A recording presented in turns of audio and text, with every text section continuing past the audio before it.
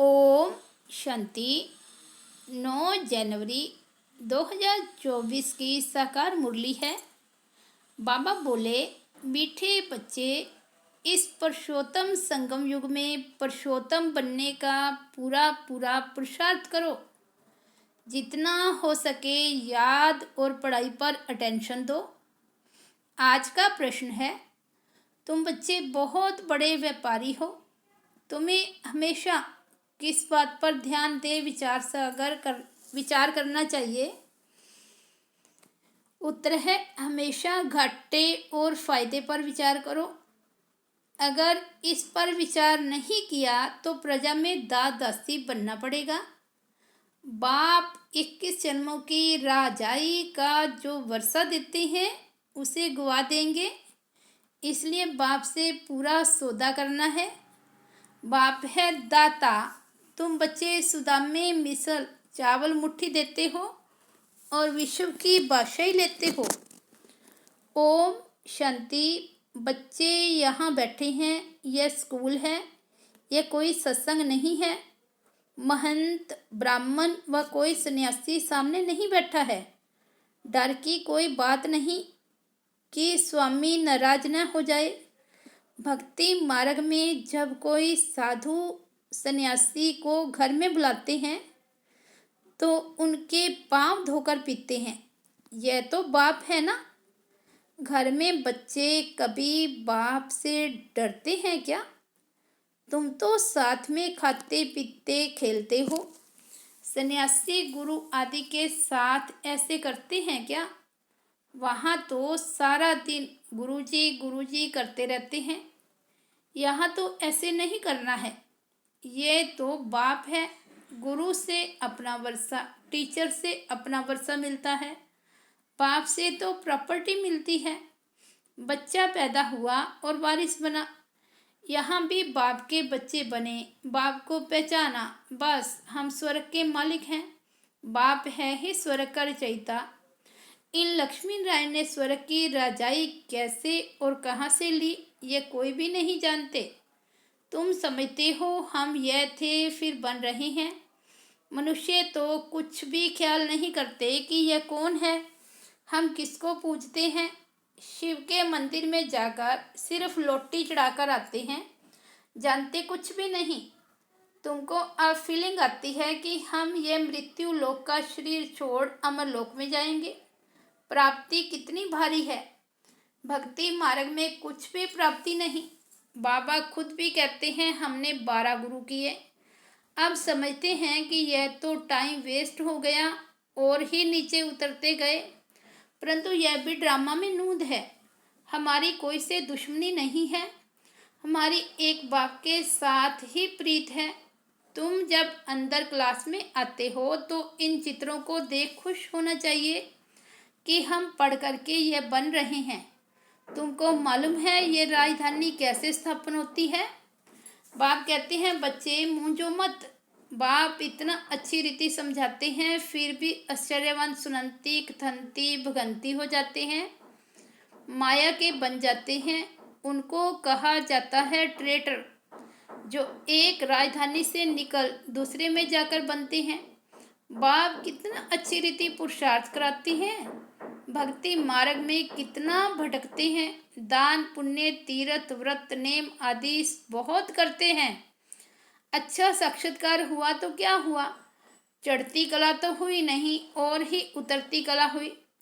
तुम्हारी दिन प्रतिदिन चढ़ती कला है, बाकी सबकी है उतरती कला। गुरु लोग कहते भी हैं ज्ञान ब्रह्मा का दिन है, भक्ति ब्रह्मा की रात है। ज्ञान और भक्ति में रात दिन का फर्क है। ज्ञान से सुख मिलता है। बाप कितना सहज समझाते हैं कि तुम ही विश्व के मालिक थे, फिर तुम ही नीचे उतरते आए हो। अब बाप कहते हैं सिर्फ अपने को आत्मा समझो। आत्मा अविनाशी है। आत्मा कहती है अविनाशी बाप भी हमको आकर, हे अविनाशी बाप हमको आकर पावन बनाओ। इसमें मुक्ति, जीवन मुक्ति सब आ जाता है। तुम अभी समझते हो भक्ति में हम कुछ भी नहीं जानते थे, ढूंढते रहते थे, गाते रहते थे, हे भगवान रहम करो। भगवान कहने से इतनी टेस्ट नहीं आती, वर्षा याद नहीं आता। तुम कहेंगे ऊंचे ते ऊंचा शिव बाबा, तो फौरन वर्षा याद आएगा। अभी तुम समझते हो कि यह रावण राज्य है। राम राज्य होता है सतयुग में, अभी तो कलयुग है। सतयुग में बहुत थोड़े मनुष्य थे, एक ही आदि सनातन धर्म था, सुख शांति थी। यहाँ मनुष्य शांति के लिए भटकते रहते हैं, कितना खर्चा करते हैं कॉन्फ्रेंस आदि में। तुम उन्हों को लिख सकते हो, शांति का सागर, पवित्रता का सागर, संपत्ति का भी वह सागर है, सब कुछ उनसे मिलता है। अभी तुम जानते हो सतयुग में हम बहुत धनवान थे, विश्व में शांति तो वहाँ थी, बाकी आत्माओं को शांति होती है परम धाम घर में। विश्व में हम अकेले ही थे तो सुख शांति सब था। तो बच्चों को बहुत खुशी होनी चाहिए। ऐसे स्वर्ग के लिए शास्त्रों में क्या क्या बातें लिख दी है। अब आप कहती हैं मैं तुमको इतना समझाता हूँ जो तुमको कोई भी प्रश्न आदि पूछने की दरकार नहीं। पहले तो मामेकम याद करो। तुम बुलाते हो पतितों को आकर पावन बनाओ, अर्थात पुरानी दुनिया को आकर नया बनाओ, परंतु अर्थ कुछ भी नहीं समझते। सूत मूंझा हुआ है, अब सुलझाना पड़ता है। भक्ति में कितने चित्र बनाए हैं। कृष्ण को चक्कर दे दिया है जिससे अकासुर बकासुर को मारा। अरे वह कोई हिंसक था क्या? फिर कहते फलानी फलानी को भगाया, डबल हिंसक बना दिया है। वंडर है ना, जिन्होंने शास्त्र बनाए हैं उन्हों के बुद्धि की कमाल है। फिर उनको कहते व्यास भगवान। अब बाप कहते हैं मुझे याद करो और दैवी गुण धारण करो, और कोई बात नहीं। तुमको योग में बिठाया जाता है क्योंकि बहुत हैं जो बाबा को याद नहीं करते, अपने ही धंधों में रहते हैं, उनको फुर्सत ही नहीं। परंतु इसमें तो काम आदि करते भी बुद्धि से याद करना है। तुम आशिक हो मुझ माशूक के। अब मैं तुमको कहता हूँ और संग तोड़, मुझ एक संग जोड़ो। खाते पीते सिर्फ यह आदत डालो कि मैं आत्मा हूँ और बाप को याद करता हूँ। बाप तुमको कितना ऊंचा बनाते हैं। तुम ये पाई पैसे की बात नहीं मानते, मुझे याद नहीं करते, अपने बाल बच्चों को करते हो, मुझे नहीं कर सकते हो। वास्तव में निष्ठा अक्षर कहना रॉन्ग है। बाबा डायरेक्ट आकर कहते हैं मामेकम याद करो। कल पहले भी सन्मुख बाप ने समझाया था, अभी समझाते हैं। मीठे मीठे बच्चे, कल्ब के बाद मिले हुए लाडले बच्चे, तुम्हारे 84 जन्म पूरे हुए। अब वापस जाने के लिए तुमको पवित्र जरूर बनना पड़ेगा। विकार में जाने कारण ही तुम बहुत पतित बने हो। पावन नहीं बनेंगे तो पद भी कम मिलेगा। अपने को आत्मा समझ बाप को याद करो और 84 के चक्र को भी याद करो। यही सब दर्शन चक्र है।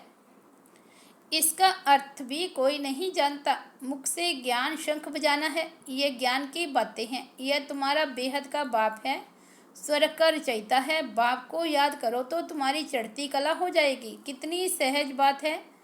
तुम बच्चे अब समझते हो कि यह बना बनाया ड्रामा है। हर 5000 वर्ष के बाद बाप आते हैं। अब अच्छी तरह पुरुषार्थ करो। तुम धन के पीछे क्यों मरते हो? अच्छा, मास में 1,00,000 2,00,000 कमाएंगे, परंतु ये सब खत्म हो जाएगा। बाल बच्चे खाने वाले ही नहीं रहेंगे। लोभ रहता है कि पुत्र पोतरे तार पोतरे खाएंगे। ऐसे नहीं, पुनर्जन्म सब उस कुल में ही लेंगे। पुनर्जन्म पता नहीं कहाँ कहाँ लेते हैं। तुम तो 21 जन्म का वर्षा पाते हो। अगर कम पुरुषार्थ किया तो प्रजा में दास दासियाँ जाकर बनेंगे तो कितना घाटा हो जाएगा। तो घाटे और फायदे का भी विचार करो। व्यापारी लोग पाप भी बहुत करते रहते हैं तो कुछ न कुछ धर्माऊ निकालते हैं। यह तो अविनाशी ज्ञान रत्नों का व्यापार है जो कोई विरला करते हैं। ये सौदा डायरेक्ट बाप से करना है। बाप देते हैं ज्ञान रतन, वह तो दाता है। बच्चे चावल मुट्ठी देते हैं, बाप तो देते हैं बेहद की बादशाही। उनकी भेंट में ये चावल मुट्ठी हुई ना। तुम सब सुदामे हो, क्या देते हो और क्या लेते हो। विश्व की बादशाही लेकर विश्व के मालिक बनते हो। बुद्धि कहती है एक ही भारत खंड होगा, प्रकृति भी नहीं होगी, आत्मा भी सतो प्रधान होगी। सतयुग में तुम देवताएं थे तो प्योर सोना थे, फिर त्रेता में थोड़ी चांदी आत्मा में पड़ती है, उनको सिल्वर एज कहा जाता है। सीढ़ी नीचे उतरते जाते हैं। इस समय तुम बहुत ऊंचे हो, विराट रूप का चित्र भी है, सिर्फ अर्थ नहीं समझते। कितने ढेर चित्र हैं, कोई क्राइस्ट का चित्र रखते हैं तो कोई साईं बाबा का रखते हैं। मुसलमानों को भी गुरु करते हैं, फिर वहाँ जाकर शराब की महफिल करते हैं। बाप कहते कितना अज्ञान अंधियारा है, ये सब है भक्ति का अंधियारा। संग की बहुत संभाल करनी है। कहा जाता है संग तारे कुसंग बोरे, कुसंग है माया के 5 विकारों का। अभी तुमको सत्य का संग मिला है, अभी तुमको सत्य बाप का संग मिला है, जिससे तुम पार जा रहे हो। बाप ही सत्य बोलते हैं। कल्प कल्प तुमको सत्य का संग मिलता है, फिर आधा कल्प के बाद कुसंग मिलता है रावण का। यह भी समझते हो कल्प पहले मिस्र राजधानी जरूर स्थापन होगी, तुम विश्व के मालिक जरूर बनेंगे। यहाँ तो पार्टीशन होने के कारण कितने झगड़े होते हैं, वहाँ तो है ही एक धर्म। विश्व में शांति थी जबकि अद्वैत देवताओं का राज्य था, एक ही धर्म था, वहाँ अशांति कहाँ से आई? वह है ईश्वरीय राज्य। स्पिरिचुअल नॉलेज से परमात्मा ने किंगडम स्थापन की है तो जरूर वहाँ सुख होगा। बाप का बच्चों पर प्यार होता है ना। बाप कहते हैं मैं जानता हूँ तुमको कितने धक्के खाने पड़ते हैं, समझते हैं भगवान कोई ना कोई रूप में आ जाएगा। कब बैल पर सवारी दिखाते हैं, अब बैल पर कभी सवारी होती है क्या? कितना अंधियारा है। तो तुम बच्चे अब सबको बताओ कि बाप सबको वर्षा देने आए हैं। ब्रह्मा द्वारा नई दुनिया की स्थापना हो रही है। बाबा हमेशा बढ़ के झाड़ का मिसाल देते हैं, वैसे इनका जो फाउंडेशन है वही फिर से स्थापन कर रहे हैं और कोई धर्म रहेगा नहीं। भारत है अविनाशी खंड और अविनाशी तीर्थ, बाप का बर्थ प्लेस है ना। बाबा मीठे मीठे बच्चों को कितना प्यार से समझाते हैं, टीचर के रूप में पढ़ाते हैं।